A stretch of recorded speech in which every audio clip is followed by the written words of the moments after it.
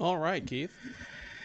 All right, guys, we are live. This is the UFC 275 live recap show brought to you by Sherdog.com. I am your host. My name is Keith Shillan. Joining me, as always, is the senior editor of Sherdog.com, the great Ben Duffy. Ben, Jesus Christ, do we got some shit to talk about?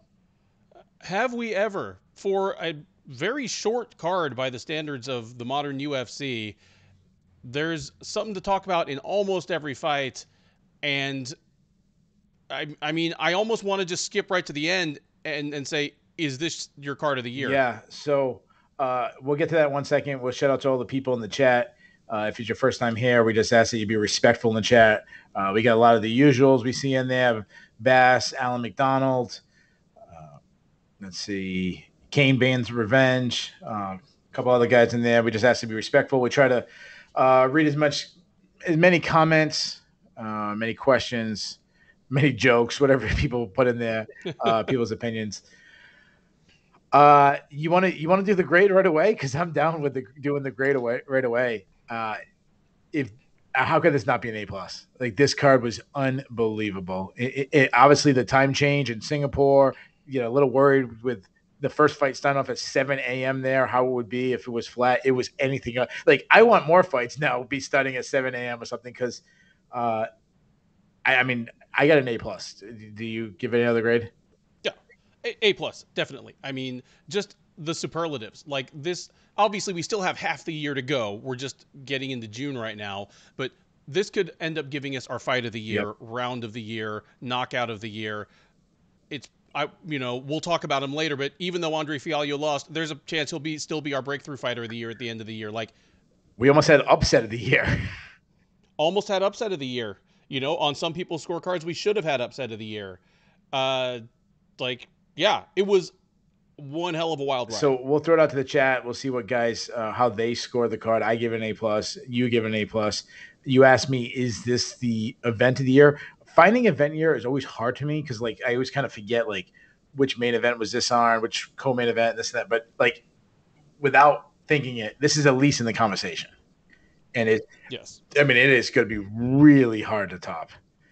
The main event was fight of the year candidate. You have a, not like you mentioned, knockout of the year candidate, almost an upset. Yeah. I mean, if we can dive in and start talking about the main event, there's something I'm going to say here that normally we're both pretty excitable guys. Okay. You tend to have a little more recency, Yeah. Yeah. in the moment this to you, which you freely admit. But by the middle of the fourth round, I was saying, Okay. this is the best. Can I stop you? I'm gonna Yeah. guess at what you're gonna say. What am I All going to right. say? Well, before we get to it, let me tee up the main event. So in the main event, we had Glover Teixeira defending his UFC light heavyweight title for the very first time, taking on Yuri Prohaska. Yuri Prohaska got a submission with 28 seconds left in the fifth round to be crowned the 15th UFC light heavyweight champion of all time. Unbelievable back and forth fight. I'm going to guess that you were going to say that this is the greatest light heavyweight title fight in history. That is exactly what I'm going to say. By the middle of the fourth round, I was ready to say, okay, this is the best light heavyweight title fight in the UFC since John Jones versus Alexander Gustafsson won. Yeah. And By the middle of the fifth round, I was saying, is this the greatest UFC light heavyweight title fight ever? And it's weird to say that because almost since the time they opened it up with like Frank Shamrock and Tito Ortiz, it was the glamour division. Absolutely. Like most of the UFC's biggest names came through there, like during their glory days. And all Randy the times Couture. that Chuck and Tito and Randy Couture fought each other, when John Jones went on that incredible run and mopped up like 5 of the greatest light heavyweights in history in a row, Shogun. it's weird to say that this fight between a guy that we never expected to be here and a guy that, I mean, we may have expected Yuri Prohaska would make it around at some point, but to do so in his third UFC fight seemed like it was just kind of a product of the time when he came in. Was this really the greatest one we've ever seen? I think it was, because the thing that clinched it for me was he got the submission with 28 seconds left, and that turned the outcome of the fight. Absolutely. Because otherwise he probably was going to lose that round, and even if he won that round, he was still going to lose the fight because he was down 3 rounds on It was all scorecards. yeah. Well, one of the scorecards was a draw going into the fifth. The other two, Okay, one of them had it 2-2. The other two had it 3-1. So he would have lost a split decision even if he like won the round. yeah, and we didn't read out the listeners' grades. I mean, everyone gave it an A. So I mean, Yeah. A's across the board, A pluses. Everyone's calling it fight of the year. Everyone's going major props. So I had it 3-1 Teixeira going into the fifth round, and I had Teixeira winning the fifth round into that submission. Mm-hmm. Yep. I was when Yuri Prohaska was kind of doing like this, the hammer fist kind of like near the back of the head. That was I was more worried about than the rear naked choke with no hooks in against a grappler. Like you won't find two people pumping up the grappling of Glover Teixeira more than me and you are in ever. No. That was shocking to me.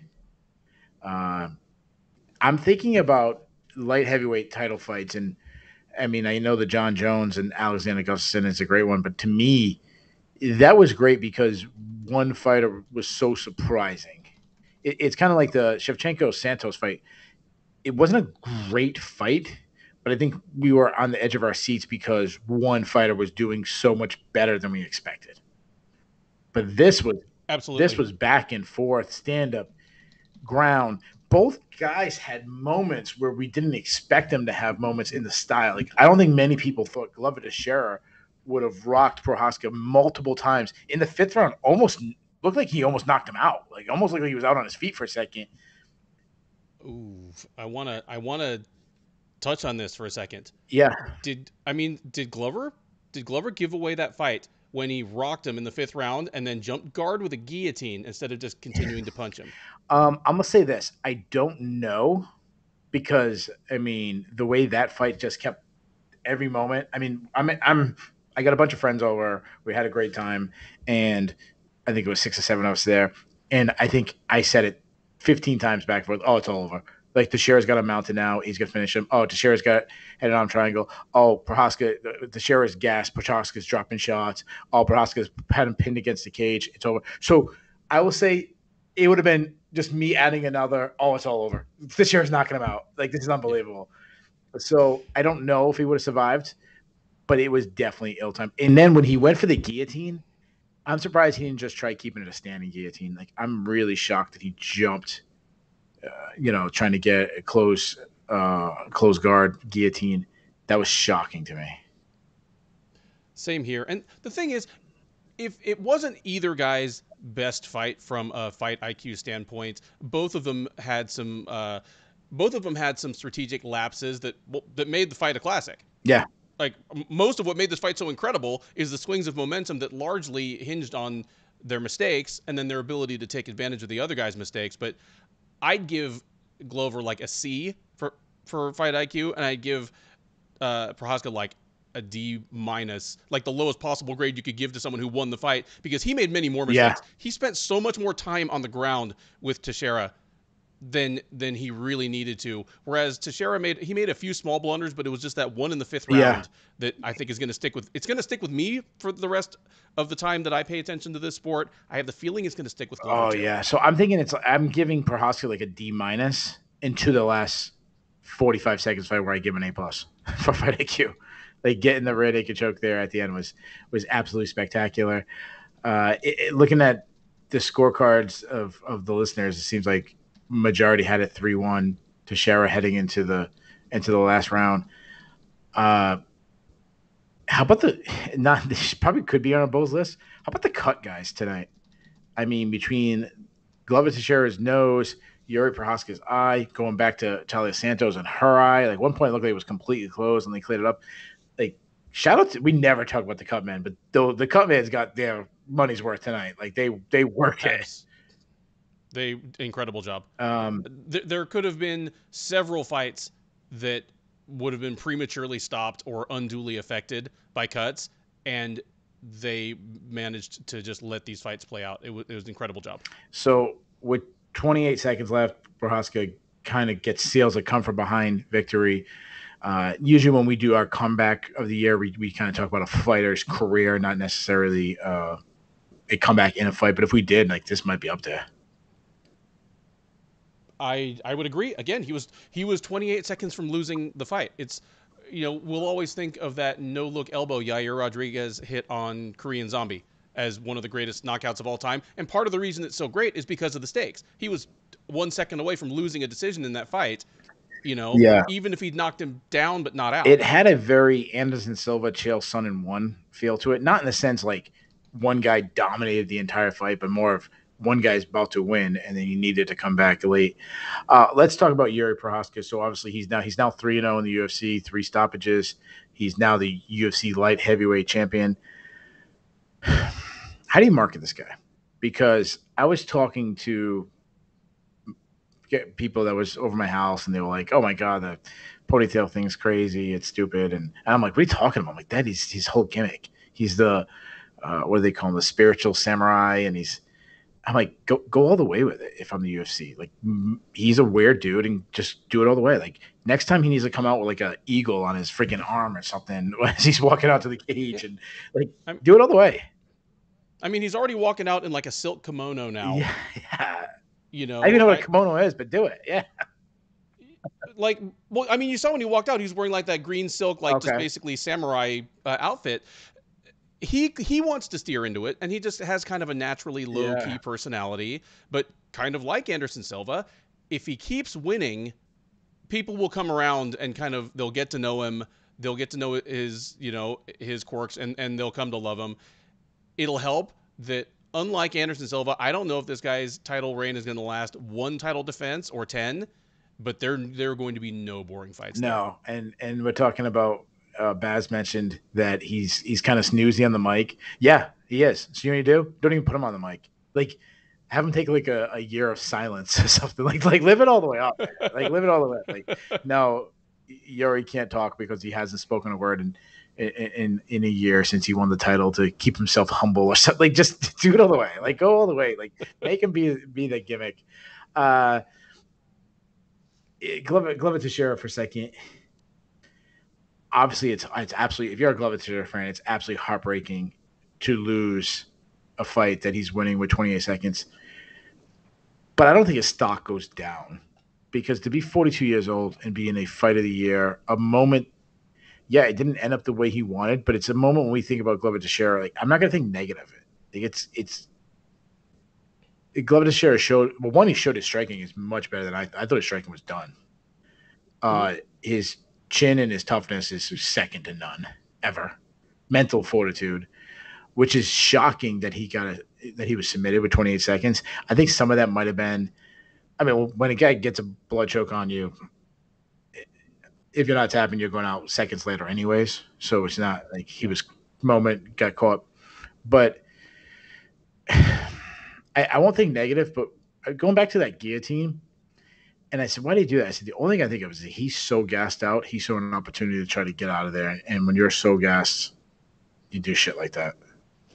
I agree. I think that was probably a decision that sprang from extreme fatigue, and I think the submission coming when and how it did was probably also a result of extreme fatigue. But I agree with you. Glover Teixeira's stock does not go down at all for me in this performance. In fact, it goes up. I expected him to get blown out in the first Yeah, round. me too.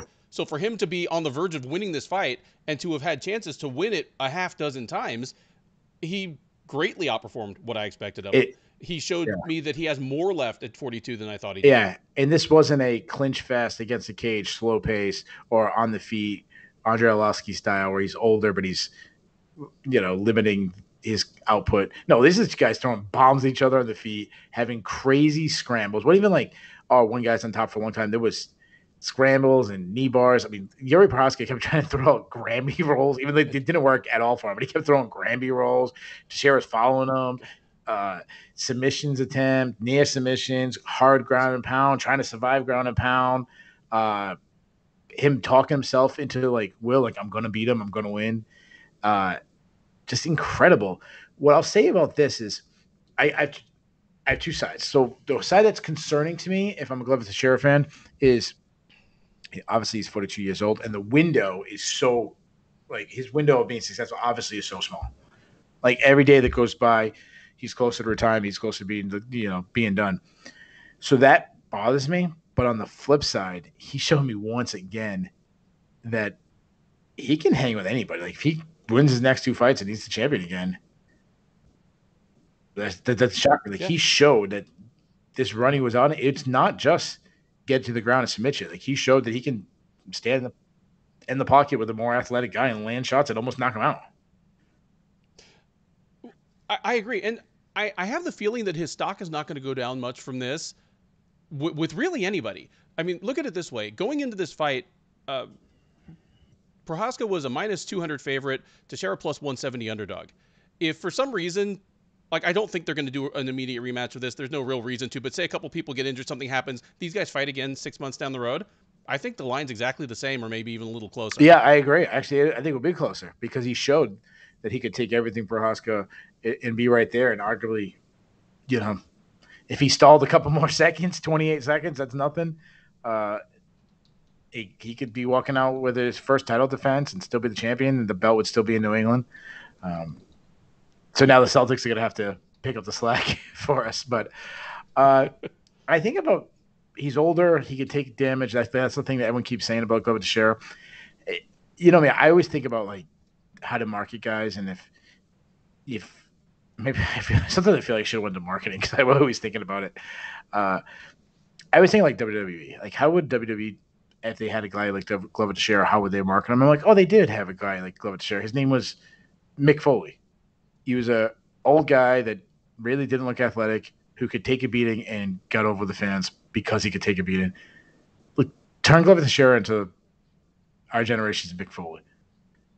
This old guy who everyone says he should stop, and he's been looking better than ever. Kicks a beat, and I'm sure his tooth has gone through his nose at one time. The funny thing is, like, they tried to package him as like this like insane hobo, but he was just such a nice and likable guy that never really stuck, and just people loved him. Yeah. So let's match make. So it sounds like the UFC is already booking Yuri Prohaska versus Jan Blachowicz. I can't think of his name for a second. Jan Blachowicz, the former champion. It looked like I don't know if you saw this. I don't know if did they get into something cage side. I saw them exchanging words. I don't know if it was pledgency. I saw Prohaska was like blowing a kiss at him. I don't know if that was like actually like being respectful or if that was like a taunting type thing. I don't know. It was the camera caught the very end of the exchanges between them two, so I really don't know. Yeah, I'm not sure either. It would be really out of character for those two guys to get into like a shoving and cussing match. Yeah, I could hear them. Like I say, I'm just throwing. I couldn't see. It was the very, very end. But anyways, he was there. They had him cage side. They had him doing the Q&As. The last fight, they like was marketing it as his number one contender matchup. So I'm assuming. So let's play dictator for a second. We're not. The UFC looks like they're building that matchup, but if you're dictator, is that the matchup you're doing? No, if I'm dictator, I'm giving him the winner of Magomed Ankalaev and Anthony Smith. Okay, automatically the winner of that. Not like if one guy wins. Yeah, because now there's no past with either guy, so it's a fresh matchup no matter what. If Anthony Smith wins, I think he's won 5 in a row since losing to Glover. And if Magomed Ankalaev wins, he's won, like 8 in a row since losing a buzzer beater to Paul Craig? Like, those guys have earned it. Yeah, my one issue with Ankalaev is how boring his last fight was. So, when did they fight? Do we have the date on that fight by any chance? Do you know? July 30th. Okay, so 30th. Fairly soon. Yeah. 6 weeks Yeah. out. I might wait. I mean, with that cut, it's going to be a while That's before Yuri, like he's going to probably be no contact for 60 days anyway. Yeah, and he mentioned something about a hand injury, so there could be a broken hand or something like that. So we don't know how long. So, yeah, I don't mind waiting to see what happens, see if one guy really runs to the front of the pack. If Anthony Smith pulls off like a first-round submission or Ankalaev starches him in the first, something spectacular, yeah, I do that. But if we get a fight like Ankalaev had his last match where he wins a boring decision, then I'm probably going with the Polish Power. I mean, it would be a great headliner for a Continental Europe card. Oh, yeah. Which means the UFC will probably do it in, like, Dallas. Yeah. They put it in Dallas. We're like, I'm like, do I want to drive 3.5 hours? Yeah, or they do it at the Performance Center there, the Apex. All right, so I'm taking a wait and see approach. You're pretty set on that matchup. I'm pretty set, but we have a wealth of options here. So if somebody gets hurt, something weird happens, like none of like your idea doesn't bother me at all. Like the UFC, like they have so many good options here. It would be hard for them to come up with something that made me mad. Yeah, Teixeira, he did not retire. He says he's going to continue. It's tough because a part of me wants to say, "Damn, that was such a good fight. Let's run a rematch." But unfortunately, with a new champion, anytime we have a new champion in the weight class, it kind of like opens the field up again. Yes. You know, if Glover won tonight, I probably would have gone the way you said and went Anthony Smith and Kalaev winner over then Blachowicz we just beat. But now that he lost and Yuri's there, the field's wide open. So I feel like even though he probably doesn't have to, I'm probably going to try to get to share another win, or I shouldn't say trying to get another win, but I put him in a tough matchup, and if he wins, maybe he gets a title shot. Do you agree with that? I think he needs one win. I think he needs one more win. I'm not as quick to put Blachowicz back into a title fight just because he lost so bad to Teixeira, Sure. but this was such a great fight. Yeah. That I don't think Teixeira should take his biggest step back. I mean, we have a couple of contender matchups coming up where if you could beat the winner of that, I think you stick him back in, like Craig versus Uzdemir, Jamal Hill versus Thiago Santos. You know, if you can avoid rematching him with someone he's already fought, like Thiago Santos, get him a win over one of those guys, like a top 10 winner coming off a top 10 fighter coming off a win. I think that puts him right back in the picture. I wrote down Craig versus Uzdemir, especially if Craig wins. If Craig wins and he just continues doing what he's doing. If Craig and Teixeira fight, they should just start with round 5. Yeah, there you go. Like, let's just get all the bullshit out of the way. We're going to start with round 5, see who wants it more. Yeah. You know? Like, both you guys cut your own face and just, show up in this round 5. If this isn't fight of the year, what is? Right now. I'll put you on the spot.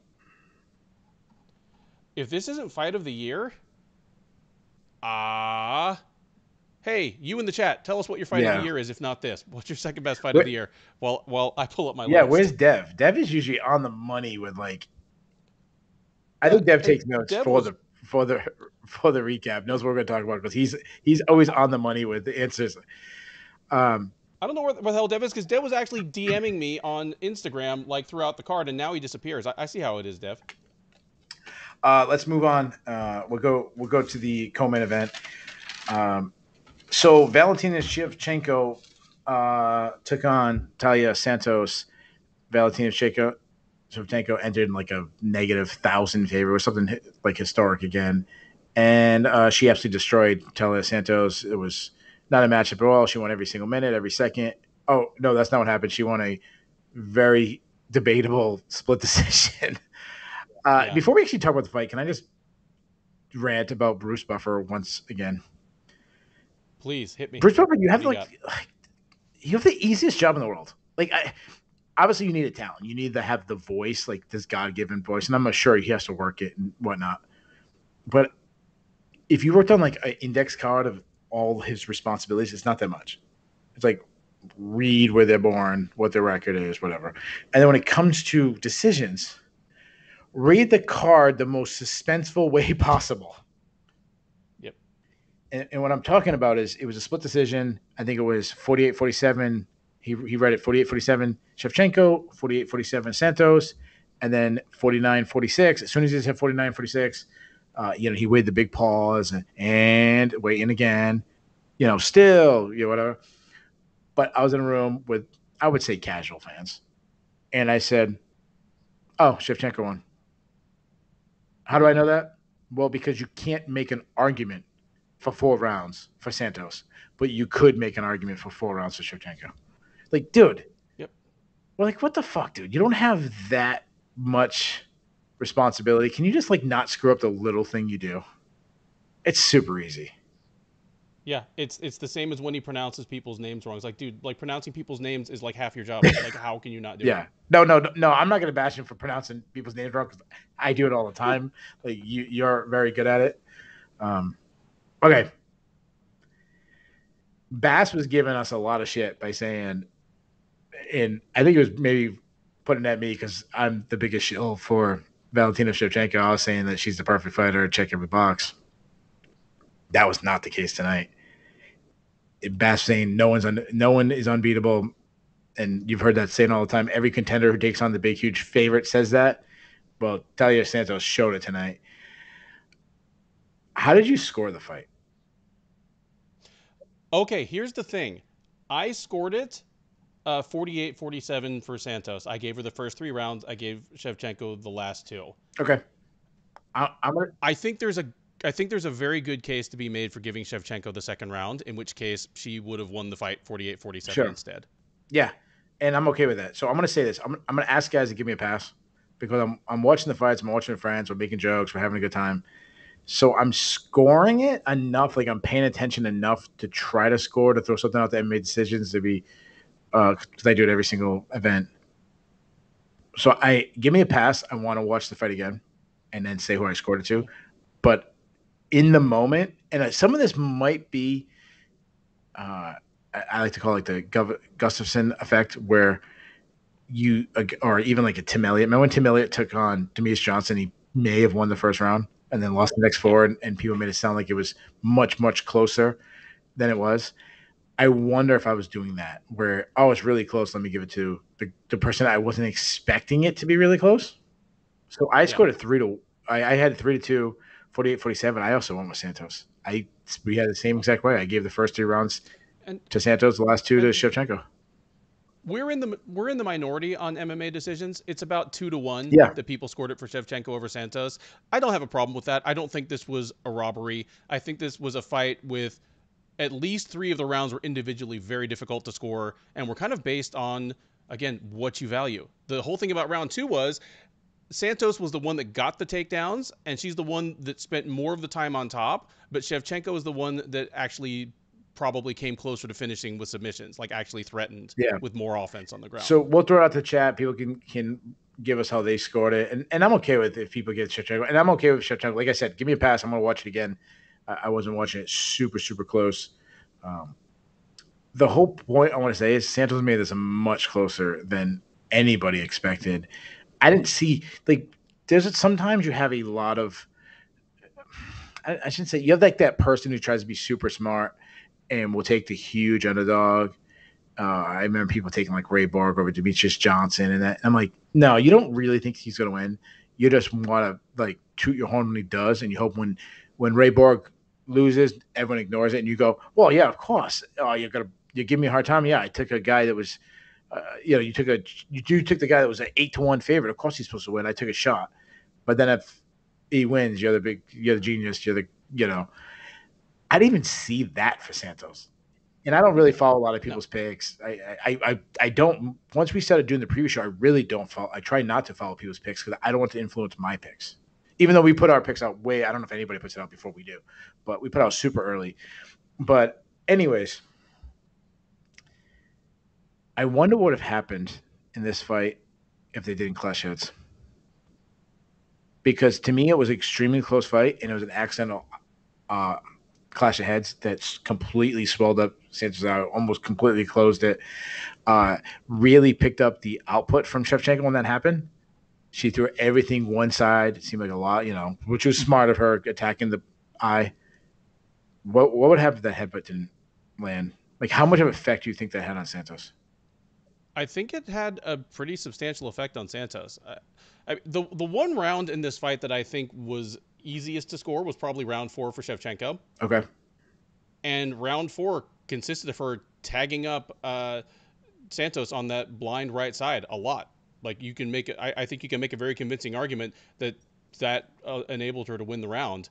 And in almost everybody's opinion, this fight swung on one round. Yeah.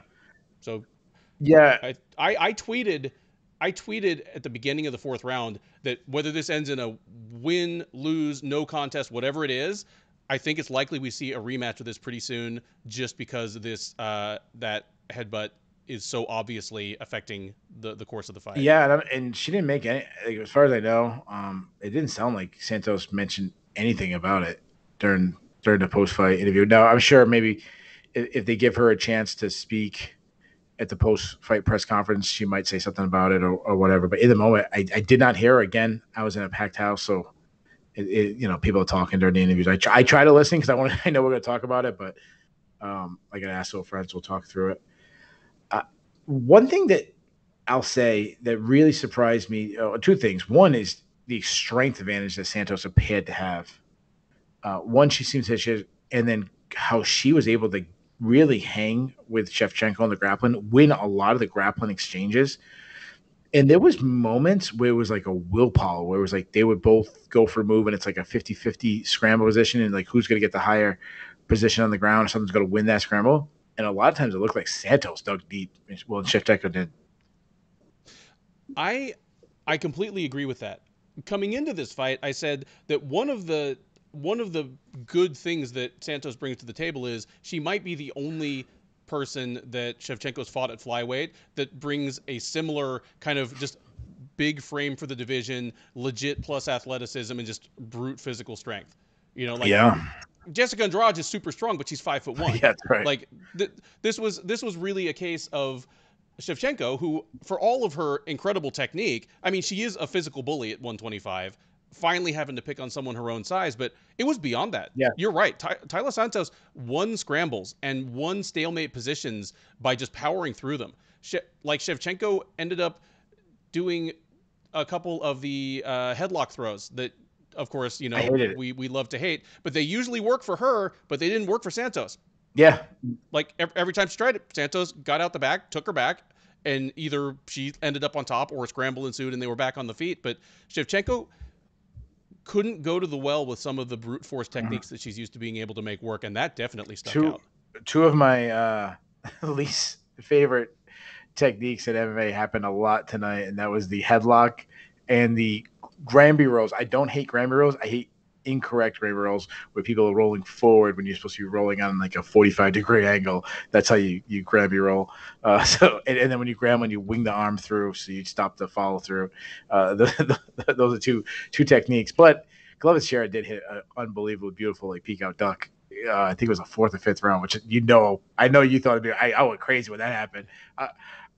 If I was by myself and I didn't have a room and anybody has a recap and it was just like a fight night and I had the night off, I would have paused every one a little bit and seen it again. Like I was going crazy at that moment. But I want to bring up two things. Higher Low 1000, who obviously we're big fans of him. He's great. He says one thing that I agree with, one thing I don't agree with. And I know I can pick on him because he's great. He says, I give Valentina a champion pass. Santos needed to do more to be called the champ. I don't agree with that. I'm paraphrasing what he always, like a lot of people like to say, you have to beat the champ. I know you talk about that. If you win 3 rounds, you beat the champ in the rules. Okay. Mm-hmm. But I want to go off on another point that he said, which I do agree with. He said Valentina was off when she messed up that judo throw in the first round. We knew it'd be a long night. I want to focus on the first one about Valentina being off. I remember Ronda Rousey saying she trains to be the best person in the world, even on her worst day. Like, on my worst day, I can still win. Do you think that's what would happen here? Where even her worst day, Shevchenko still beat the number one contender? I think, well, obviously it will all depend on how she looks in her next fight. But, I mean, some people, and I note that Sherdog radio network personality Sean Sheehan, our man over in Ireland, is in the chat. He was commenting even during the walkouts, like before they were even introduced, like something looks wrong with Valentina. Like she looks like tired. She looks nervous. Her face is all red. Like what's going on? Maybe we'll find out, down the road there was an illness or a late camp injury or something. Because for as impressive as Santos was, and I don't want to go too far down this road because I don't want to take away from what should be considered the defining performance of Taila Santos' career to date, but nothing worked for Shevchenko. Right from the beginning, it was super obvious. I don't know about was she was sick, was she had the flu or not. That could have been the case. But I do want to bring up what Josh Lazar said. He said she totally blamed the travel. I think that might go a lot with what Sean is saying. We've seen that in the past. I mean, one, you remember, you're on the other side of the world. And I know some people argue, wait a minute, that this is what Valentina does though. She jumps all over the place. She's training in Kyrgyzstan, she's training in Poland, she's training in Thailand. Thailand. Yeah. Then she's training in like Moncton, Canada for some strange reason. Then or Bangor, Maine, or whatever. But besides the travel is the time difference. Like the not saying the travel. I'm talking not talking about the travel in the sense of jet lag, but I mean like they were fighting early morning hours. It was like 11:30 when she's Yeah. fighting. I wonder if that has. I mean, we've seen it. I mean, think about Ronda Rousey, Holly Holm in was it Australia, right? Think about the Yeah. Mike Tyson and Buster Douglas in where was it like Japan? Yeah. Yeah. This we've seen all-time dominant people have struggles when they're very far away. I get it. Just Shevchenko is the last person you would expect to have that kind of problem because again, she is from Kyrgyzstan by way of Peru, by way of Thailand, you know, Yeah. like uh but who knows? Again, it will all depend on how she looks in her next fight. If she comes out flat in her next fight, then maybe we've just seen the beginning of a decline at age 34. Which very well could be If the case. It could be, but if she comes out and just destroys her next opponent, whether it's Santos or another challenger, then we know that, okay, you know what? UFC 275 was her worst night we'll ever see at the office, and she still did enough to win on 2 out of 3 scorecards. Yeah, and I think we have a little bit again. We both me and you scored the fight for Santos, and again, I'm give me a pass a little bit. I'm going to watch it again, and I do understand there could be a little bit of that overvalue in the underdog, giving close rounds to the underdog. I think I think it's like when you have that straight A student, the kid who always honors the valedictorian who gets like a B plus in a test, and everyone freaks out and is like, still got B plus. Like I think there was she didn't win all the scrambles. So we're like, oh my god, she did bad. Like she showed great submission defense. She did win some scrambles. She did get some takedowns late when she had to. As the fight went deeper on, she was pushing a harder pace than Santos. Like Santos seemed like she was fading on the feet. She won all the exchanges on the feet. The problem is she didn't really exchange that much on the feet. Like Santos did a really good job imposing her game plan. So I think there's a lot of good to take from this fight. That, there's something I want to ask you based on what you're, and I'm glad you reminded me. Something we don't usually talk too much about with Valentina Shevchenko is her fight IQ because it's normally so good. Yes, she's great on the feet and on the ground and has great offensive and defensive wrestling, but there's never a question. She's always going to employ those tools in a way that maximizes her chances of winning. It's just a given. Tonight, I didn't see that because tonight I saw a fight where when they exchanged at range, she was getting the better of Santos. When they clinched, Santos was getting the better of it, and yet Shevchenko continued to concede the clinch. Yeah, there was one point. I don't know if it was the second or third. It wasn't the first. It was the second or third round. Santos had double underhooks, and I was saying Shevchenko needs to dig inside under dog, what she was doing with her left hand, and she had her right hand like wrapped around her head, Santos's head, and I'm like, no, she needs to slide down the whizzer, kind of jam that whizzer in, create space with the whizzer, slide the underhook in, and she kind of got the underhook in, and then suddenly, next thing I knew, she like the whizzer was out, and she was going back around the head, and I go, she's going to get taken down right now, and in like 1 second later, Santos just twisted the hips with the dominant over unders, and next minute Shevchenko was down, and I was like, when the hell does that happen? Like, yeah, she timed a perfect double, or yeah, during a scramble, she kind of got, ended up on top, on her back, something crazy. But to like dig underhooks and just take her straight down, that was shocking to me. Yeah, Mm-hmm. there was a big strength disadvantage. I think in the future, if they rematch, I think we'd see a lot more movement from Shevchenko.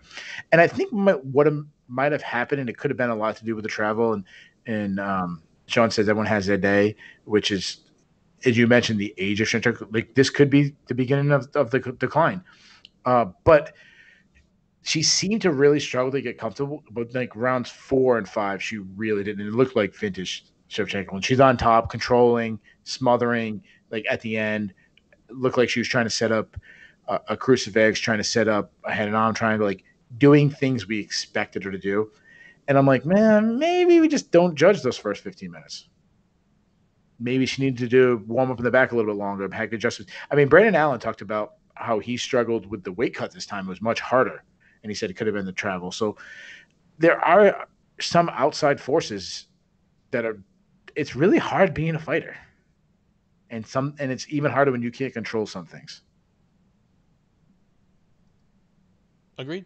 Yeah, I just, even if that's true, like I come back to Valentina Shevchenko is the last person you would have expected to fall victim to this, just because she is normally such a just cold-blooded professional. Yeah. And as Chris Wiz pointed out, he said 19 out of 27 pro scores, according to MMA decisions, had Valentina win the fight. Yeah. So, like, that's how good she is, where 19 out of 27 still gave it to her, and we're trying to find flaws, like, because it wasn't 27 for 27. Yep. Or, you know what's funny? It could have been 27 for 27, 48, 47 across the board for Shevchenko, and we still would be talking negative about it, like, well, why didn't she sweep the scorecards? Is she declining? Is this beginning and end? So let's do this for a second. So you mentioned what's next for Shevchenko. What would you do with her? I am not normally the person to advocate for this, but I think these two should rematch. Really, right away. It was that close a fight, and I think the inadvertent foul, like the inadvertent clash of heads, I think you can make a good argument that it affected the course of the fight. More importantly, there are a bunch of people who are really promising and will be ready in a year. There's almost nobody who's ready now. Yeah, that I thought about doing the automatic rematch, and it's a really compelling argument because you're absolutely right. Like, the biggest threat to her right now is Taila Santos. I mean, obviously, we saw that tonight. You can make an argument of that Santos win. If Santos being Brazilian, and I don't mean this in like a racist sense or anything. I mean it just like, when you don't speak the language, it's hard to market yourself to, like, obviously when I talk about marketing, I'm always talking about from the American sense or the Eastern European, like the English speaking country. Like, I speak English. So I think of that. It's really hard to get over with the fans. Like, so she can't market that I won. Yeah, she could say it, but with the translate, it just doesn't have the same. Then fired up someone at the press conference saying, "I won, I beat her." Before I forget, shout out to her corner. I thought her corner did a fantastic job. Santos corner, they really tried getting her to stick to a game plan. I like that there was moments where they didn't give a technical advice, because you've given technical advice for 3 months now or whatever it's been planning. Or I like that they did the hoorah, dig deep, who are you? This is your moment. Team USA, Russia speech. You are the greatest hockey team on the face of the earth today. You know, they beat you 9 out of 10 times, but not today. Like, they did their best hoorah speech. I like that for them. So anyways, back to who I think she should match. You know me, I always think of, how can I make this the biggest fight? Like, and it's tough. It's kind of like the stock market. It's kind of, or day trade. I shouldn't say it's more of a day trading. Like, what's the perfect time to buy? What's the perfect time to sell? How can I get the most investment? Flipping houses, kind of same thing. Is it to run it right back right away? Or do I let it simmer a little bit? Do I let people talk about it a little bit longer? Do I let people start arguing in the Sherdog forums and the Facebooks of who won? And I might let it sit.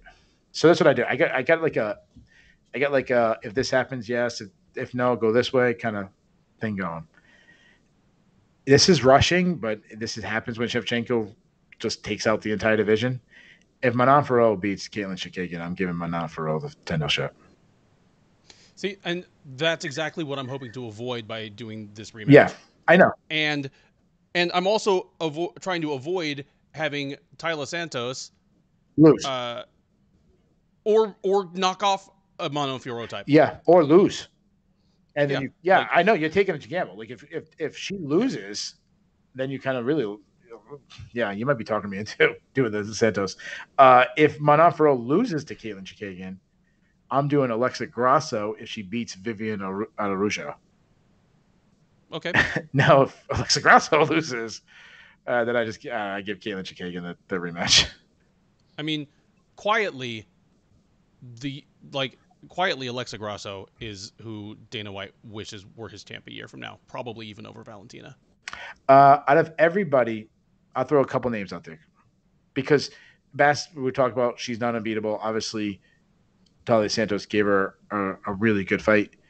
Is there somebody? So I said Talia Santos right now is the biggest threat. Is there? Do you disagree? Do you think there's somebody right now that would give Valentina Shevchenko the best match?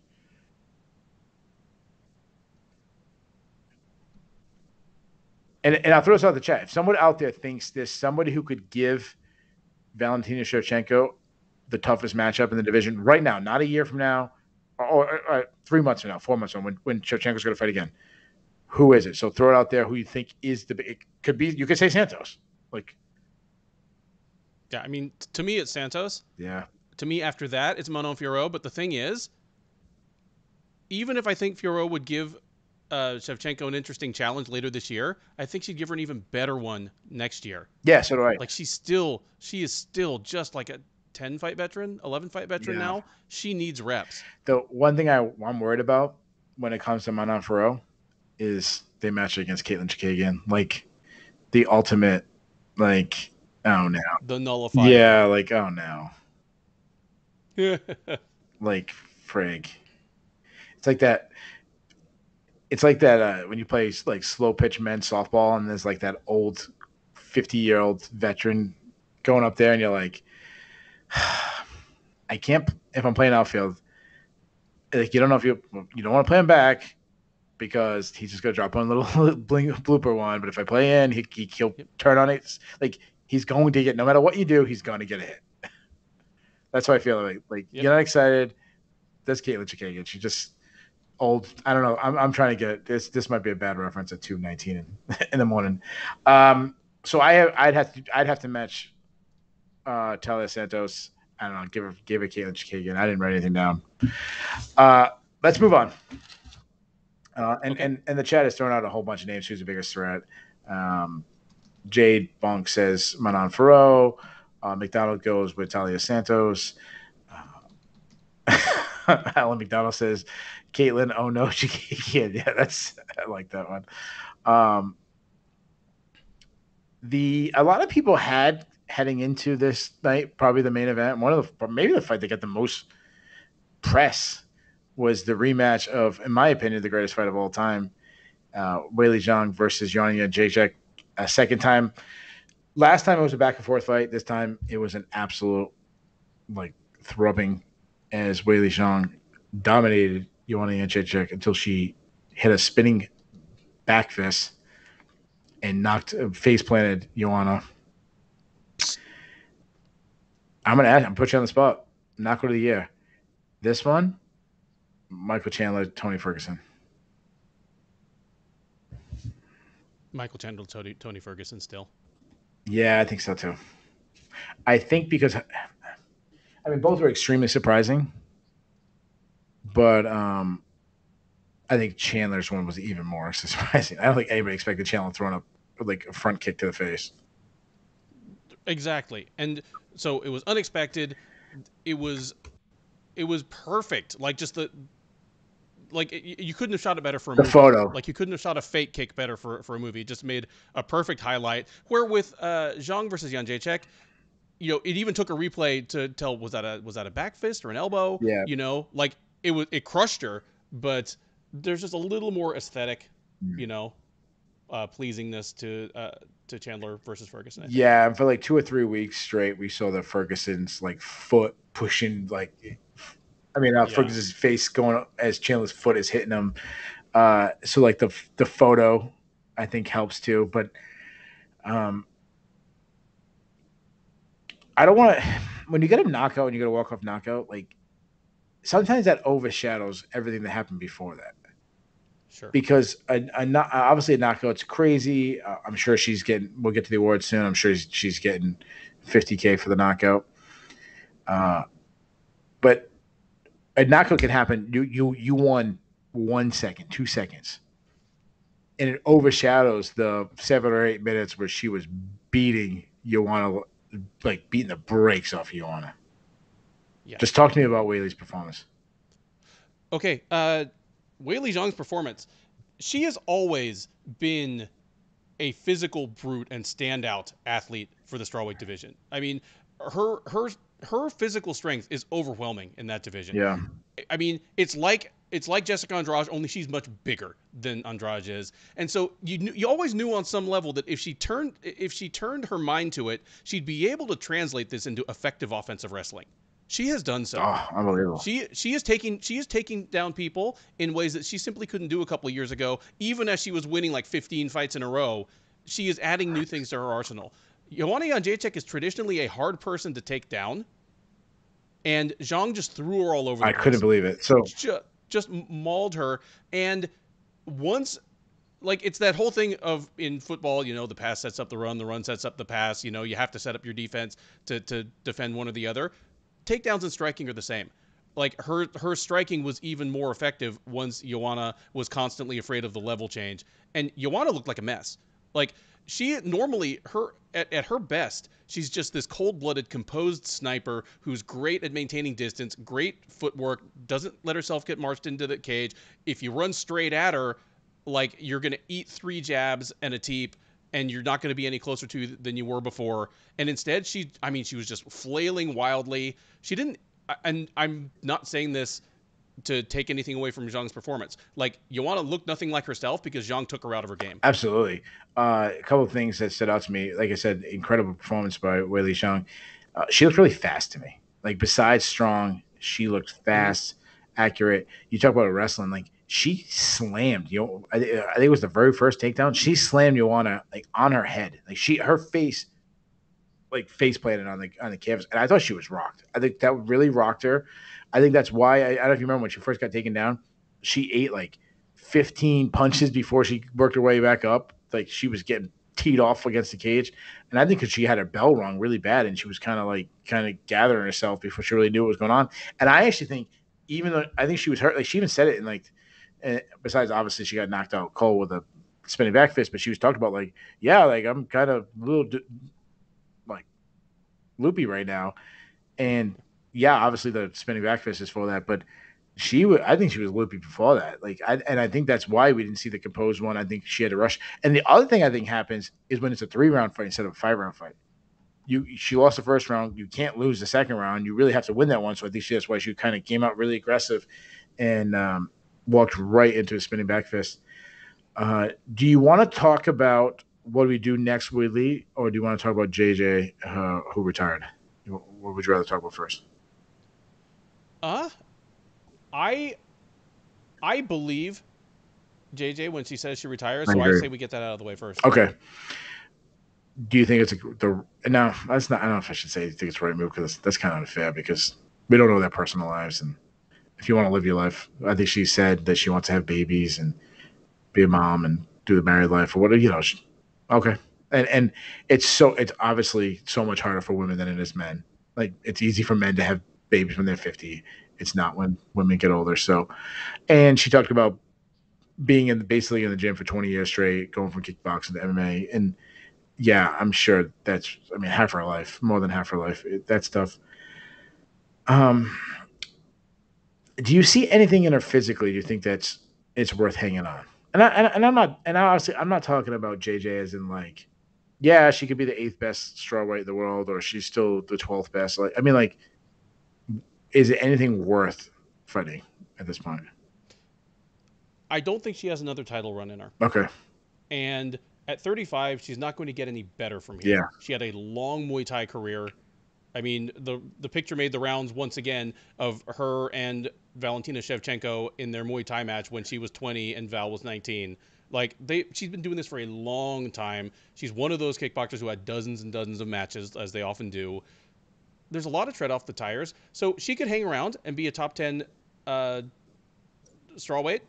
There are people in the top 10 that she could certainly like beat on the right night. But for someone who it was so her self-image and her self-esteem were so inextricably tied in with being the best. I mean, she nicknamed herself Joanna Champion. Like that is what she wanted to hang on herself. Like I'm the best. I don't think that's enough to keep her attention. I don't think that's enough to keep her heart in it. And if your heart's not in it, this is a cruel sport. Like, get out and go be a mom. Yeah. Get out and go be in the gym. She'd probably make a hell of a trainer. Like, just go do your thing. Yeah. Go fight Paige Van Zant and bare knuckle in 6 months. Yeah. Please I'm don't do kidding. that. Don't Please don't don't do fucking do that. that. Like, Yeah. Some of the things I just think, as you're talking, when she was on top and she was the queen of the division, I always like to call she was the bad bitch of the division. She had this speed advantage. She had this accuracy, this technical skills, an athleticism, quickness. Like she had all these things going, and I don't know if she's lost that or just you got a new generation and fighters come up. I think they just either match her or surpass her in a lot of those. I mean, you think of speed, like Rose is just as fast as her at this point. Athleticism. I mean, you saw tonight Whaley was faster, more athletic, technical. I think like a Marina Rodriguez, just as technical sound. it's interesting that you bring that up because I think of Marina Rodriguez as a very close analog to her in terms of body type, in terms of skill set, in terms of approach. And Rodriguez, I mean, she's on the outside looking in of the top five. Yeah, and Marina doesn't have the wars on her body that Right. I wanted to shout out. Who someone just Alan McDonald said that she's had a lot of wars yeah, over the Alan years. McDonald. Technical wealth, like mentioned, the long layoff probably hurt her. Because, dude, to take 2 years off and come back, and your first fight back is against Whaley Zhang.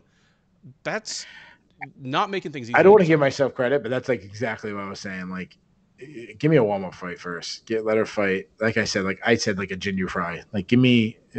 You could even headline a fight night or co-main event of fight night or first fight of a pay per view. Something. Show me something first before you throw it to someone like Whaley, who might have been a bad stylist matchup from her, anyways. Another thing I would mention, I talked about like I was worried about her motivation or her social media didn't seem like fighting was her number one priority. I like what RC Kim said. He says she'd been kind of semi-retired anyways for years. I didn't know if people would even really notice. Yeah, so she did. If you didn't catch it, she placed her gloves in the cage. That's always on my mind. If you're willing to retire right on the spot of a loss, that's already been in your mind, and I hate that. I mean, obviously, I'm not hate that in the sense like, hey, retire what you want, but I mean, I hate that making picks for a fighter. Let me ask you this: if Joanna really does retire, and it's not a MMA retirement where she's back a year from now, if we never see her fight again, say Joanna Jędrzejczyk just disappears, she's one of these fighters that are the champion, and like no one hears from them again. Like very few people like that. But say she's that one, which I don't think she will the way she is on Instagram and everything. But just hypothetically, play with me for a second. And your kids are looking, or your grandkids or something, are looking through the UFC.com database for former champions, or I should say Sherdog.com, and they see Joanna Jędrzejczyk. I'm sure they pronounce it wrong, but what are you going to tell them about her? Like, what do we remember about Joanna Jędrzejczyk? One of the greatest fighters of all time. Um, a pioneer in her division. Because, I mean, keep in mind, when the UFC started the strawweight division, it was the first real stable strawweight division in the Western Hemisphere. I mean, we're talking about, Megumi Fuji spent her entire career, like, just struggling to find people she could fight.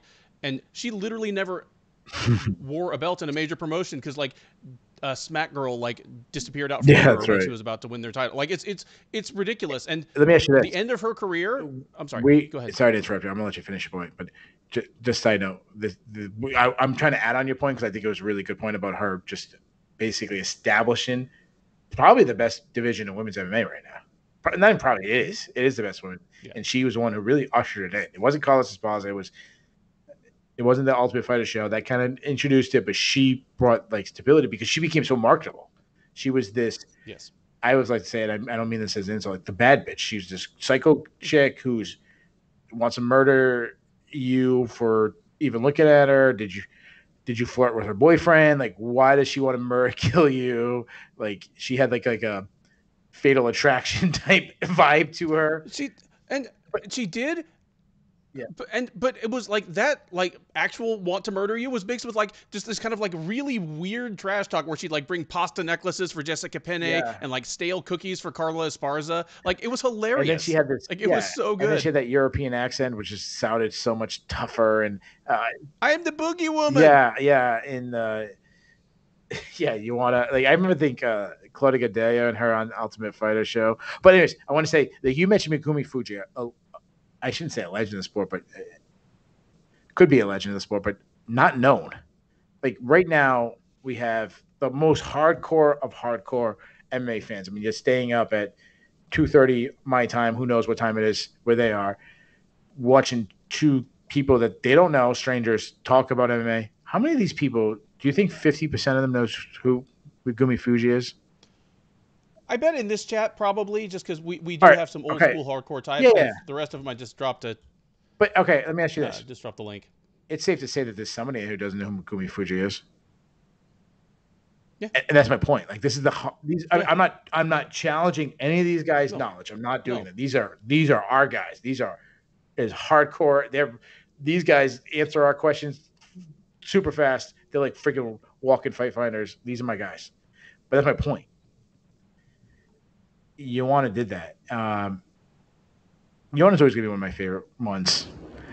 I'm sad that she's retiring, but it's probably for the better. Like I think it would just turn into 4, 5, 6 fight losing streaks. I agree, and it's in contrast because on my other podcast last week, I was asked the question, do you think we've seen Dan Ige hit his ceiling? And I said, yes, I think we have. He's always going to be a guy that lurks around the edges of the top 10. He can sneak up and take out a top 10 guy from time to time, but against the best of the best, like he's clearly outclassed. But that's not a bad thing because that makes you the featherweight, I don't know, Donald Cerrone or Matt Brown, and that's not a bad thing to do. He could hang around for another 4 or 5 years, get another 10 or 12 fights, ton of bonuses. That is a Dan Ige happy ending right there. You know, Joanna Jędrzejczyk, I don't want to see her hang around for another 4 or 5 years and fight another dozen times. Yeah. Out of the title picture and just like either being used to put like prospects over or something and just getting beat up. Yeah, I don't want to like an Andrea Arlovski, a Henan Barao type feel where she's fighting on prelims and getting. Yeah, I don't want that. Yeah, I like how Technical Wealth mentioned she fought a Muay Thai style who reminded me of the praying mantises while fighting. Yeah, she definitely brought a Muay Thai style. Even more like Anderson Silva has a Muay Thai, but like very kickboxing. She was more traditional, just turning that hip over, stationary right in front of you, kind of a fast hand speed. Whaley Zhang. Sounds like Dana White already said it before, the winner of that fight was fighting Carlos Esparza for the title. We don't care what Dana White says because we debate Ultimate Dictator. I'll throw it out the chat too. Who should Whaley fight next? And two-part. This is not who we're guessing the UFC would do. This is you're the Ultimate Dictator. Who should Whaley fight next? And if it's not Carlos Esparza, tell me who should fight Carlos Esparza for the title. So two-part. Ben, you go first. Okay. I am fine with Whaley versus Carla Esparza. Yeah. I know that keeps the belt just in that little 5-woman hermetically sealed circle that it's been since the division was founded 8 years ago. And I might have felt different if she had looked flat or it had been. But with this dominant a performance, there's no way Marina Rodriguez, who's the only person outside those 5 that even has a case, sneaks in.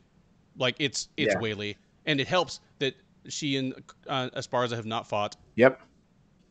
So yeah, you do that. Yeah. And I'm 100% with you. And I don't know if anybody's going to say somebody else otherwise me because you figure the other top contenders.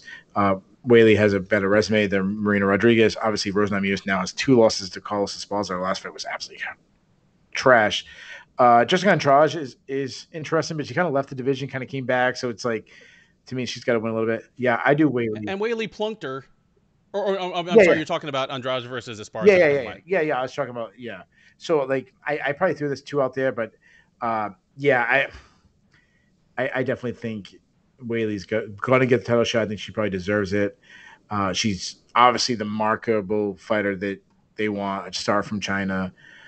I'll say one thing: if Carlos Esparza takes this fight, and again, obviously with COVID and restrictions, and all, now they're going into Asian markets again, which is always obviously a great sign.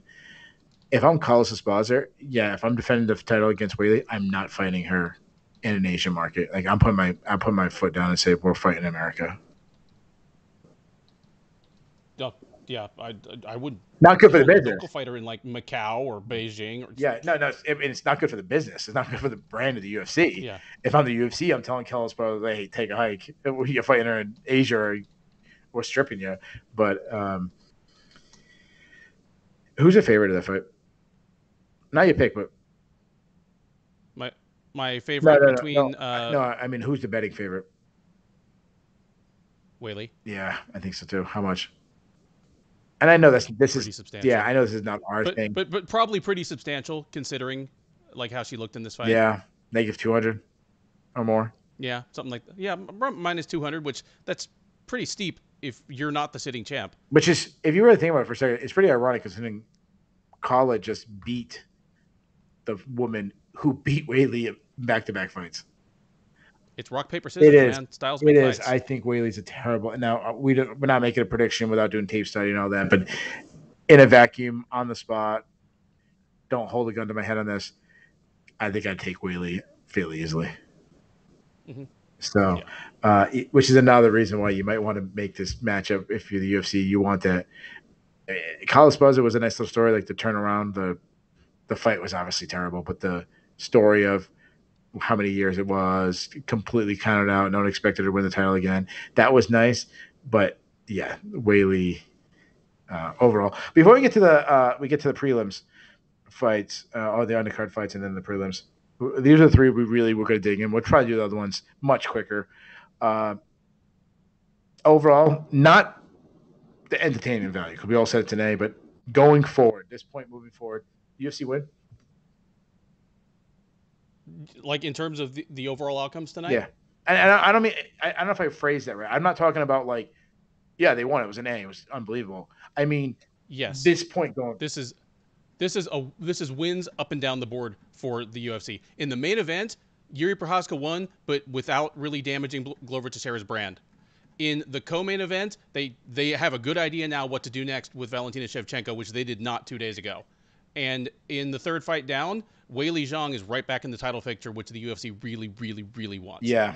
Win. I'm glad I was kind of teeing that up because I thought they were going to say the same thing. It was perfect for him. Like everything I mean, yeah, Joanna would have been good for them to win, but for Whaley was always like the perfect alternate. So that's why it was like a win-win situation in that matchup. And then the way she did it with a spinning back fist. Yeah, absolutely. And I think you made a great point. And you mentioned about Prochazka being this champion now without damaging Glover Teixeira. Valentina's showing like signs of possible losing, gets people more excited in the future. And then Talia Santos, you definitely like she lost, but now people might be excited like about her. Like I don't know, a lot of people probably even know her first name. So yeah. How crazy is it that this is both of our event of the year, and the main card was this good, and it lost its best fight? We lost the best fight on this card, and it was still this good. Yeah. We didn't know how good the main event was going to be, but yeah. Yeah. The fight that replaced the Manel Kape versus Ajero Montarin was Jake Matthews versus Andre Filo.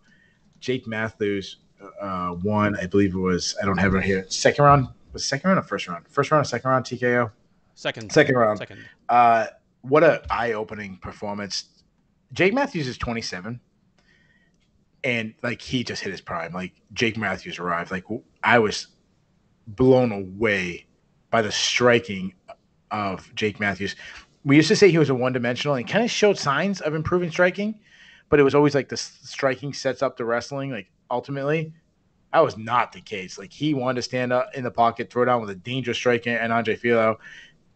And he looked fast. He was accurate. His right hook was not missing. Like he couldn't miss. Yeah, I mean, am I living the moment, or do we have another contender No, now? no. Here's the thing, and you have said this before, that when a fighter in their early to mid 20s takes a big chunk of time off, sometimes they come back and their skill set is just markedly improved. Like they're at an age where they can add new wrinkles. Matthews did that because, I mean, keep in mind, Matthews hadn't fought in how long had it been before this? Okay. Like 2 Yeah, years? keep talking. I'll look it up. Yeah, no, I'm looking right now. Okay. Okay, no, he fought last March. Yeah, he fought Sean Brady last March, so it hadn't been that long. But the thing is, through like 2018, 2019, he was super busy, and then he got real sporadic. You know, he fought September 2020, last March, and this June. You know, all of a sudden Yeah, he's he's still off for but 15 he's making months. huge strides. 15 months is a long Yeah, time. and even more than just his skill set, his approach, because he had become such a conservative fighter that I wasn't looking as much forward to watching him fight sometimes. And it's interesting because here's where John Anik, you know, gave us props, you know, quoted Tom Feely's Sherdog Oh, preview did he? I didn't hear and that. said that, That's awesome. yeah, he said that in the preview, Feely said that Matthews has become a fighter whose whole game is based around safety, but that Matthews really seemed to be in a different mindset in the fighter meetings this week. And sure as shit, he came out aggressive, opportunistic, unhesitant. First of And all, against a guy in Fialho yeah, that, I mean, he was going for greatness here. He was not afraid to be great because he was trying to be the first fighter in UFC history to win 3 fights in 8 weeks, even over Khamzat Chimaev, and would have all been in the same division. Could have been the first one to do all of them by knockout. But if he was a little slow, a little tired, the chin wasn't quite what it might have been 2 months ago, I don't think anyone would be surprised at that. yeah. But yeah, perfect opportunity for Matthews to come out and give easily the best performance of his Yeah, career. and shout out to Tom Feely. He definitely deserves to get some credit on the U.S. broadcast. That guy works really hard. I have written previews before. Writing previews is much harder than just doing what we do. So that guy works extremely hard. So nice that a guy like that gets some recognition. Filo was obviously, you talked about like a breakout star. The chat is really talking about like quick turnarounds and punishment you can take. How you feel about Filo? Like, I'm still high on him. okay. Like I mean, I picked Matthews over him in this fight. I thought he would win by decision because I thought he was just going to embrace his wrestling. I figured Matthews would be bigger and stronger, which he was, but it didn't come to that. So I expected Fialho to lose anyway. And he might still be Sherdog's breakout fighter of the year if he comes back and wins another fight this year. If he fights 5 times this year and goes 3-2, like that's not bad for dropping into maybe the most crowded division in the UFC out of nowhere. Uh, yeah, I just think the dude needs a vacation. Like, go sit on the beach for a Yeah. while, get back in the gym. We'll Yeah, see you dude. in 6 Dude, you're months. from Portugal. Like, Portugal has like some Yeah. of the nicest beaches in the world. Yeah, and or you can go to Brazil where they have lovely beaches, extremely hot women. You already speak the language. They probably think your accent is cute because you're from Portugal and they're from Brazil. Yeah, dude, take a vacay, Yeah. as Bobby Boucher says. Yeah. Okay. Speaking of breakthrough fighters, a guy that might be challenging Andre Filo for that spot. We had Ramazan Ameev taking on Jack Della Maddalena. I'm not talking about Ramazan. I'm talking about Jack Della Maddalena. He won by first round knockout.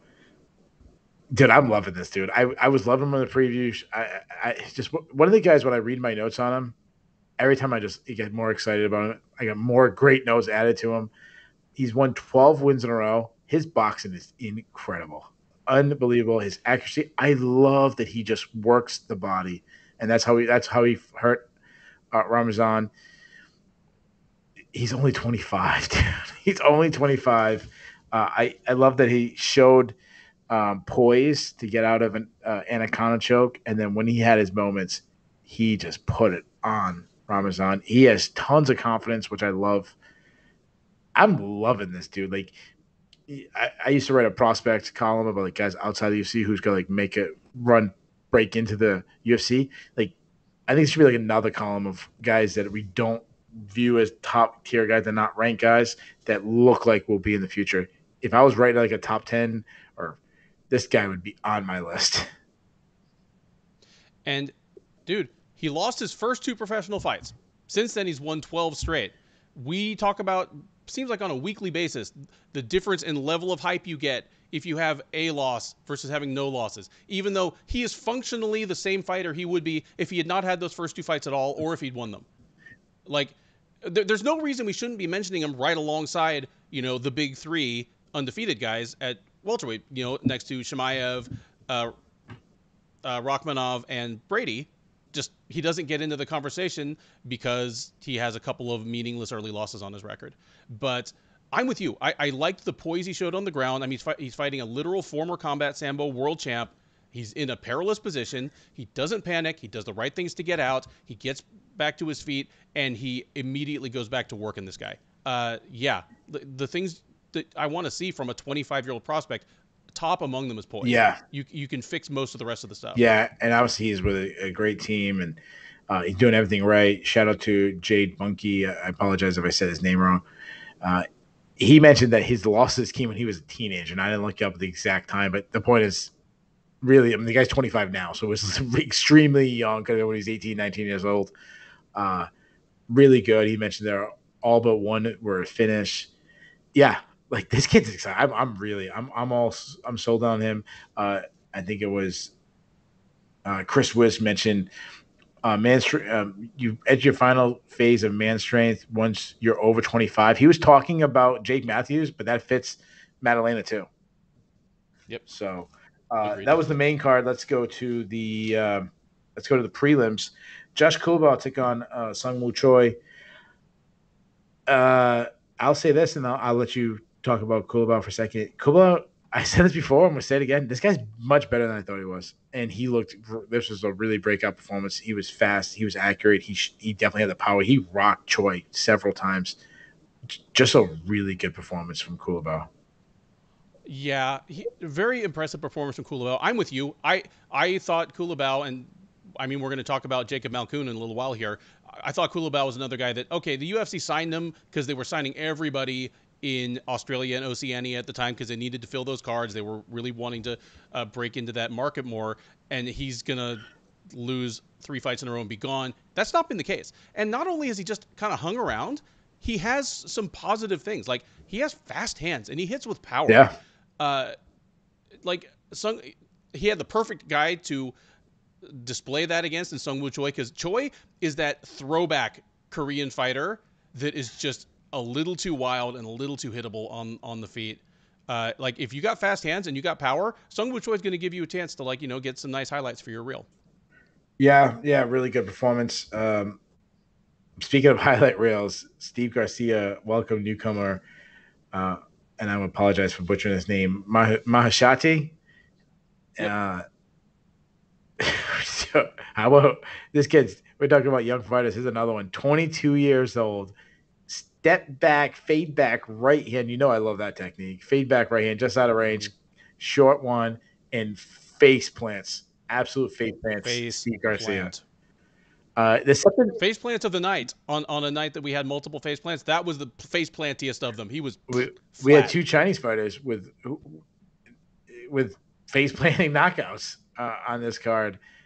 One got face planted herself, but no, she didn't fall face plant. I think she went backwards. But you asked on the preview about, you said something like the UFC desperately needs a Chinese star more than they need the next Conor McGregor. Could this be the Chinese star? Could it be? I mean, 22 years old. He's on a huge winning streak.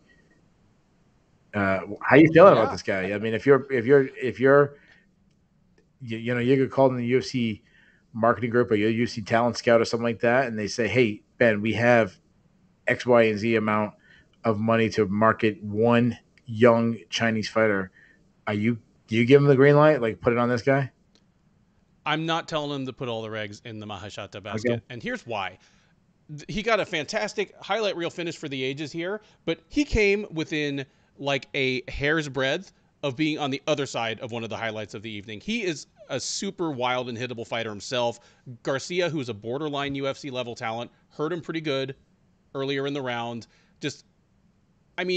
Right now, he's the kind of fighter that he's going to be a bonus machine and he'll be a lot of fun while he lasts. But at lightweight in particular, I didn't see anything that makes me think he can string together enough wins to scare the top 15. Okay. Like a more composed boxer would absolutely embarrass this guy. Like Sean Woodson would have embarrassed Yeah. Prochazka tonight. The one thing I just want to mention and why I maybe go a little more all in, which is funny because I kind of sidestepped when you asked me on the preview, like huge, like no. He must look much better, but this guy's 22. Like that, Yep. you gotta like that. He's only 22 years old. If he continues to make some strides, he'll be looking good. Um, Speaking of a guy who's much better than first pitcher, Jacob Malkoon, he took on Brandon Allen. I'm gonna say this again. I'm gonna say give me a pass because again I was scoring with a bunch of people who were talking, and as the prelims go on, they pay less attention to the prelims than they do as the high you go.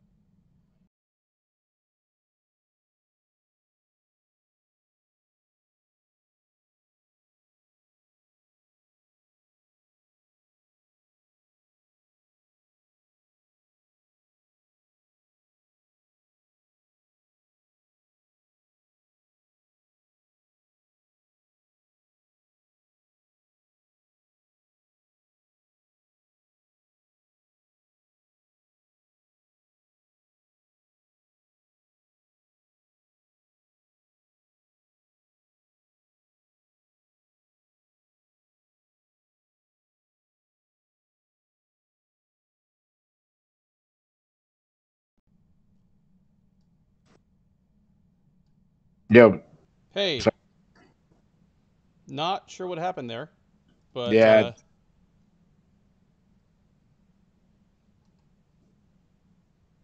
are we live now? you're live. I'm getting my face back up there. Oh, So, okay. yeah, everyone can hear you. So talk away. Okay, sorry about that, guys. Yeah, I don't know what happened. Um, okay, I feel like this fight was as close as it could. I think you could scored to either fighter. I scored it again. Watching probably not as close as I should be watching for a fight that I'm going to recap.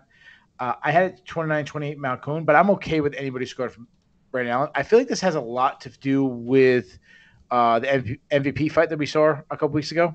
Like, yeah, one guy had a lot of control time, a lot of takedowns, but didn't do the much damage. So I don't know. It's one of those. It's I think you're gonna have 100 people in the bar and 50 people see it one way, 50 people see it the other way. Which again, Malkoon's not the most exciting fighter, but he has a game plan and he makes it really hard and he puts himself in a position to win, which I think he did again tonight. But how did you score the fight? And throw it out to the chat too. How did you guys score the fight? Yeah. I scored the fight for Malkoon, same as Okay. you. And looking at MMA decisions, it was split literally right down the middle. Seven media members scored it for Allen. Seven scored it for Malkoon. I'm not mad either way because uh, a couple, like the first and third rounds in particular, were individually difficult to score. So, yeah, I picked Malkoon to win. And I picked it to look like it did, just Malkoon using his surprisingly good wrestling and scrambling to kind of stymie Allen. Just the decision didn't go his way. I can't be mad at that. I still feel good about the So this analysis. is what we'll do. So you said MMA decision had 7-7. So to break the Yep. tie, the first person to put in the chat who the name of who should have won will say officially whether it was a good decision or a bad decision. So first person to put in from this point to say, No, Boz said I hate watching Malkoon, but I gave it to him, okay, so there you go. he's the There you tiebreaker. go. So terrible decision. Brandon Allen uh, got a gift from the judges. Absolute robbery. Malkoon should have won. Guys, don't cut this and put this on Twitter. We're obviously just joking. It is extremely close. Um, Before that, I'm really glad that the judges didn't mix this one up because I was worried about the next card. Kung Ho Kenny took on Denai Becquerel. Uh, Kung got off to a little bit of a slow start. Becquerel landed some power shots, but he made the adjustment, started working his range, and just sliced him up with a jab. Just beat him with one punch, a jab, and it was just he just found his range. Becquerel couldn't get around, and I'm glad that the judges weren't tricked by the guy who was throwing harder shots.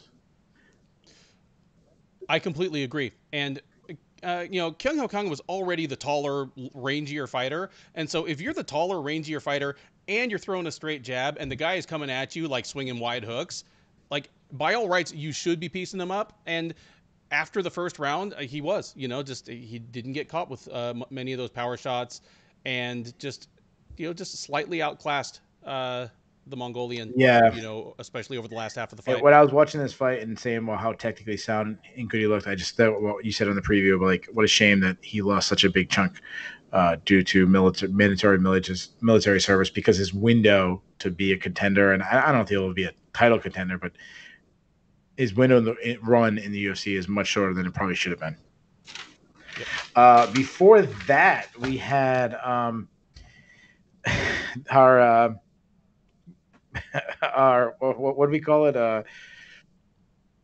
Bag of peas or versus Like creamed peas versus like turnips or yeah. beets or something. Uh, Had to eat our vegetables before we got the main course, and what I'm going to say is it was that thing that, like, all right, the first time I went to actually, believe it or not, which is kind of ironic, being that I'm from southern New England, where the capital of seafood.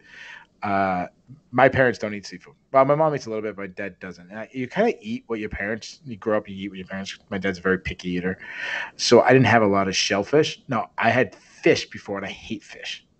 Hate fish. I love shellfish stuff, which that's kind of ironic. My wife's complete opposite. All right. When I went to Orlando. I went to, what's the one? What's the Disney one with all the restaurants from different countries? Epcot. Yeah, I went to Epcot and went to the Canadian Steakhouse, and we had the meal plan, and you could order an appetizer, and I go, and the waiters, it was all different appetizers I didn't really had, and I go, well, like, what's really good? And I didn't care because I was eating so much. I'm like, if I don't like the appetizers, just throw it away. And he goes, the mussels, and I'm like, mussels? I never had it before. I'm like, hey, when in Rome, and it's come out, and these freaking things in a shell, and these slimy, and I didn't even know. I asked the guy, he's like, yeah, open that up and see that slimy snot looking thing. Yeah, rip that out and eat it. And I'm like, what the fuck?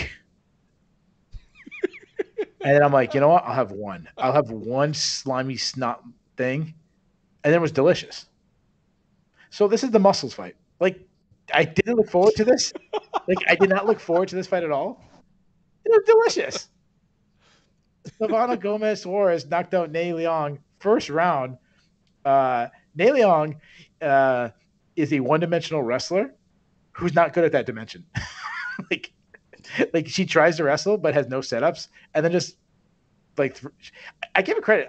She was trying to do this like overhand right to try to like throw something at the hands to close distance to take a shot, and all she did was run into perfectly timed shots for Suarez until Suarez just landed this perfect like wraparound overhand right, beautiful knockout. It looked like at the time when she called out 50 G's, she did her like Conor McGregor impression. So they called out the 50 G's. It looked at the time that she was going to get it because it was that great of a punch. Yep.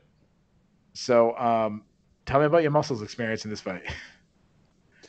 Well, I picked Juarez by knockout. I just and you said in a different and probably funnier way what I said on the preview. I'm like, neither of these women is super high level, but I can point to what Silvana Juarez does at a UFC level, whereas I don't think Leong does anything at a UFC level. She's physically not strong. She needs the fight to be on the ground, and she can't get it there against UFC level athletes. And when she tries too hard, she ends up looking at the lights. She got plunked. So yeah, I mean, we at least it wasn't just a miserable No. 3 round like clinch fest where she tried and failed to get headlock throws or Yeah. some shit. She got plunked. No, that's exactly how I expected it. Yeah. Yeah. Yeah, Dev points out in the chat, like he sent me a screen cap of Dana on Instagram saying that the bonus is yours. And I'm like, dude, Dana shouldn't promise things like that early in the card, and by the time we get to the end, Oh, like it's been buried under some like serious highlight of oh the year yeah, type things. absolutely. And for those keeping track at home, mussels are like my favorite meal now, and I eat it almost once a month, probably once or twice a month. So maybe we'll get the Suarez versus Neon. No, I'm saying her name wrong. Nei Leong fight twice a month. And the opener, Joslyn Edwards taking on Ramona Pascal. This was a controversial fight. I gave it to Edwards. I'm in the minority. I made decisions. I had 11-5 for Pascal. Tell me why I'm wrong. Uh, You're wrong because the fight sucked and nobody should have Okay. won. Aside from that, I mean, I scored it for Okay. Pascal. I only gave Edwards the last round, but neither woman came out of this looking good because the thing is, like, this thing was buried on the very first fight of the night, but hell, it's featherweight. It's practically a Yeah, title this is the eliminator. title shot. Yeah. Like, Congratulations, but having Joslyn said Edwards, number one that, contender now. having said that, you need to show some kind of signs of life. And what Edwards showed me was that moving up to 145 did not help her gas tank. Like if you're sucking wind, then I don't want to see you fight Amanda Nunes. I don't even want to see you fight like Norma Dumont or Macy Chasson or anything. Like, yeah, just neither of these women looked great. Joslyn Edwards has some things she's good at. You know, she got some nice kicks. She's physically strong even at 145. Pascal kept trying to take her down. It kind of worked sometimes. This was the only kind of like lame fight on the card for me. Yeah, absolutely. Um, I'll say this. So we have like a little scoring discussion at Sherdog, and it really comes down to the second round. The first round, most people, I'm assuming, would give it to Pascal. She was losing at first, and it kind of had a late rally, about 45 seconds left or so. Hurt Edwards. Edwards won the third round, really was teeing off. I think in pride scoring, I think it would be Edwards for sure. But it comes down the second round, and I saw one of our scorers saying, like, oh, I'm giving it to Pascal. All Edwards was doing was like throwing a lot of teep kicks and oblique kicks, and I'm like, yeah, but what did Pascal do other than eat teep kicks? Like she didn't do anything. Yep. So, anyways, it was low level, but congratulations for Joslyn Edwards, a new number one contender in the 145-pound division. So you have it. We covered all 11 fights. Like I said, we spent most of our time on the top three fights. Going to breeze through the prelims. You kind of hinted at the awards, so I'll throw it out to the chat, and you can kind of read people's answers. Give us your awards. I think this one's going to be kind of easy, but But actually, like, let me just stop you in your tracks. Uh, Dana broke out the checkbook again. Everybody who got a finish got the okay, bonus, and the fight of the night was the headliner, okay, like Yuri versus Glover. So Yuri did not get a performance bonus because he got a fight of the night bonus, but everyone else who got a finish on the card okay. got 50K. So real quick, so that would be obviously the main event. Uh, Whaley Zhang, which I would have given an award to for sure. Jake Matthews, Jack Della Jack Della Maddalena, Maddalena, uh, Mahashate, Mashashate.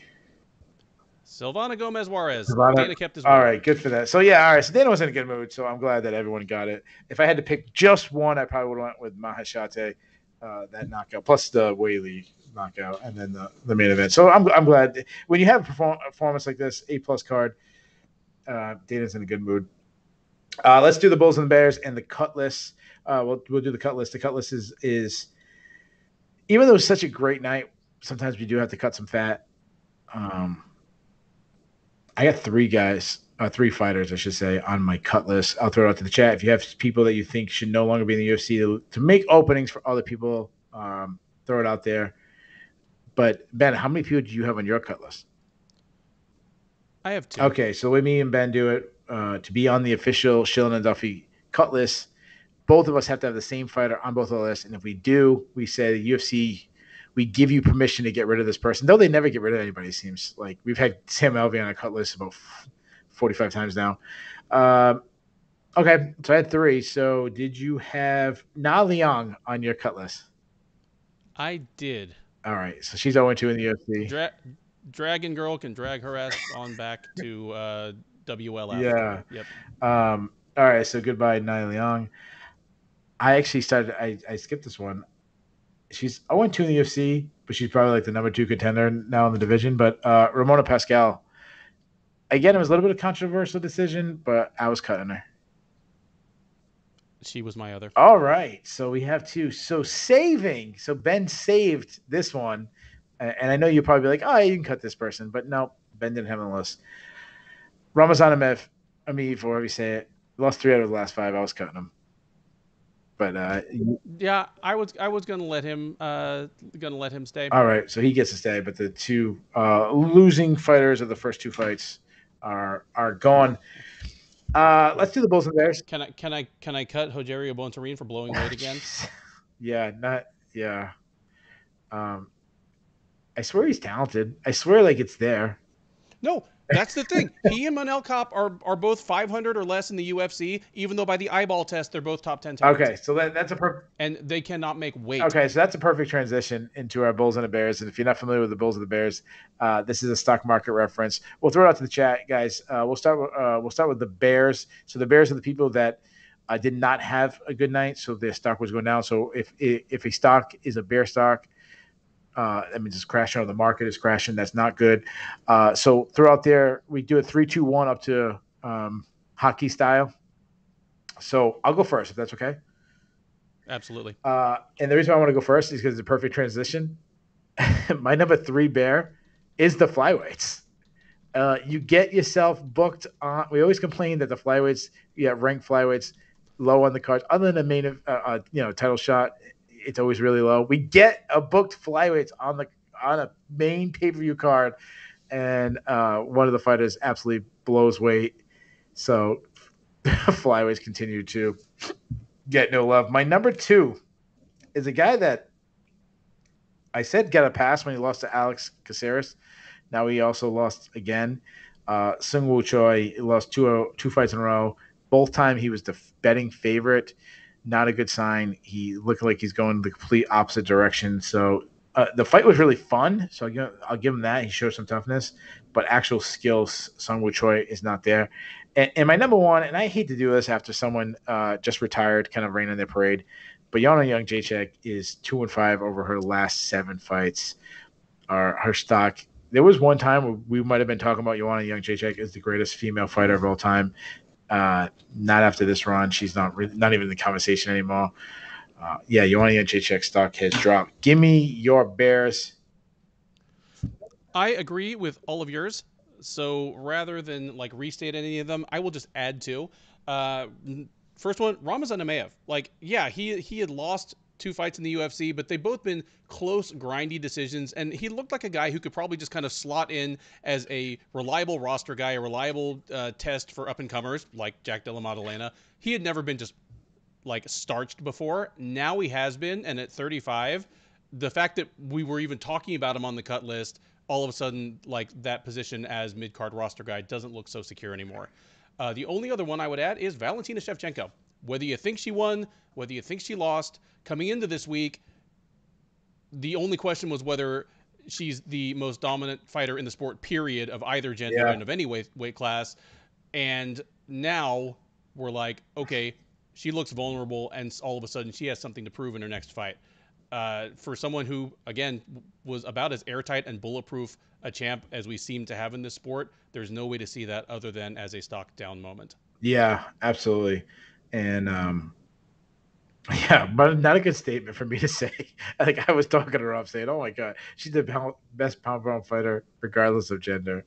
Uh, a lot of some things we didn't read. Some of the cut lists. I apologize. I saw Technical Wealth says he. A lot of people had the same similar cut list, but Technical Wealth wanted to get rid of Steve Garcia. So did Chris Wiz.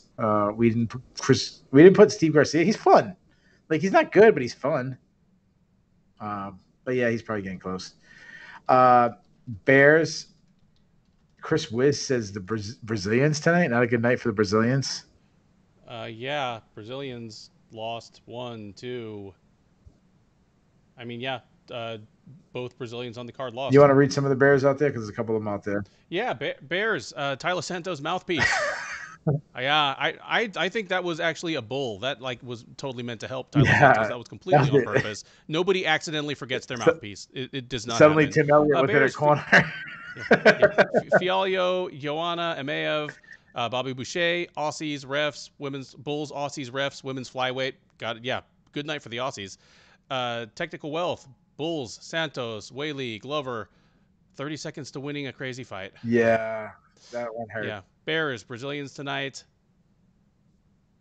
Yeah, Dev goes fishing. I am outraged it took Valentina's corner 3 rounds to tell her to stop grappling. They deserve a bear.